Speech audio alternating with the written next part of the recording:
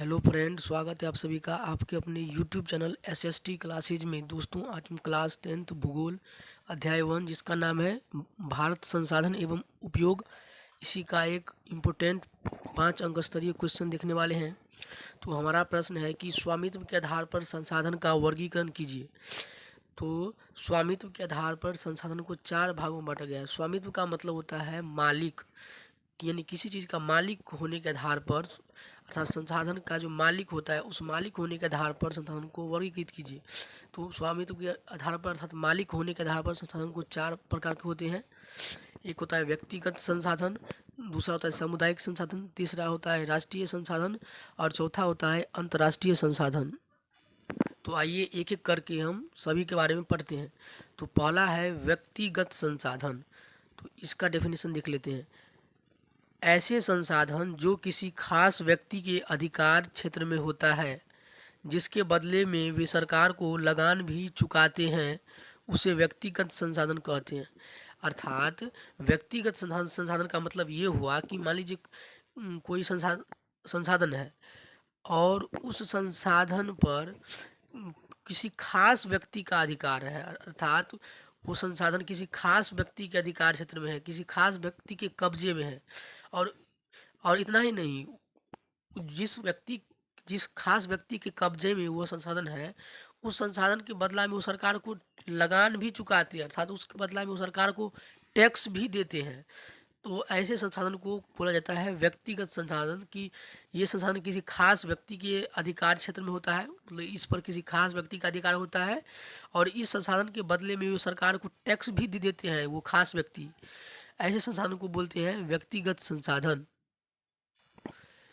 अब व्यक्तिगत संसाधन का जैसे देख लेते हैं। इसके जैसे में लिखा हुआ है घर, अर्थात घर जो लोग बनाए रहते हैं वो किसी खास व्यक्ति के अधिकार क्षेत्र में होता है और वो सरकार को इसके बदले में टैक्स भी देते हैं, इसलिए ये व्यक्तिगत संसाधन है।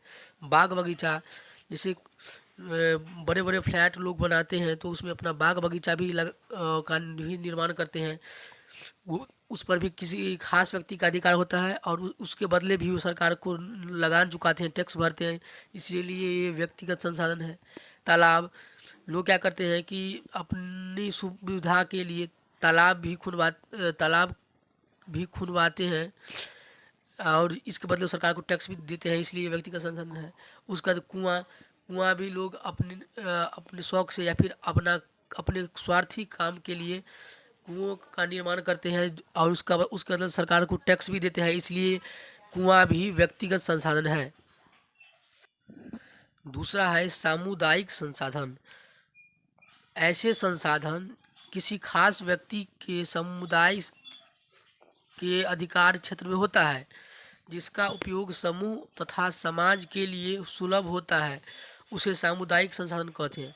अर्थात सामुदायिक संसाधन का मतलब ये हुआ कि मान लीजिए कोई संसाधन ऐसा है जिस पर किसी खास समुदाय के जिस पर किसी खास समूह के या समुदाय का अधिकार होता है, अर्थात ये संसाधन किसी भी समाज के अधिकार क्षेत्र में होता है, किसी गांव के समाज के अधिकार के क्षेत्र में होता है और इसका उपयोग समूह तथा समाज के लिए सुलभ होता है। सुलभ मीन्स आसान होता है, अर्थात इस संसाधन का उपयोग कोई खास समूह करता है या फिर इसका उपयोग गांव की किसी गांव में रहने वाले सभी समाज के लोग इस संसाधन का उपयोग करते हैं। तो इसका जैसे हम आगे देख लेते हैं। अब देखिए सामुदायिक संसाधन का जैसे में है पिकनिक स्थल, अर्थात जहाँ पर लोग पिकनिक मनाते हैं, वो तो किसी खास व्यक्ति का हुआ नहीं बल्कि वो सार्वजनिक लोगों के लिए होगा, पूरे समाज के लिए होगा, इसलिए ये सामुदायिक संसाधन है।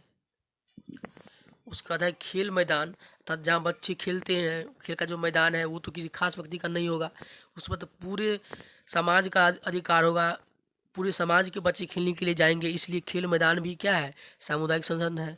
मंदिर, अर्थात मंदिर में भी सभी जाति के लोग जाएंगे, अर्थात पूरे समूह का लोग जाएंगे, पूरे समुदाय का लोग जाएंगे, इसलिए मंदिर भी सामुदायिक संसाधन है। उसका मस्जिद भी सामुदायिक संसाधन है, क्योंकि यहाँ पर कोई खास व्यक्ति नहीं जाएंगे बल्कि पूरे गांव के पूरे समाज के लोग जाएंगे, यानी ये सामुदायिक संसाधन का जैसे ख़त्म हो गया।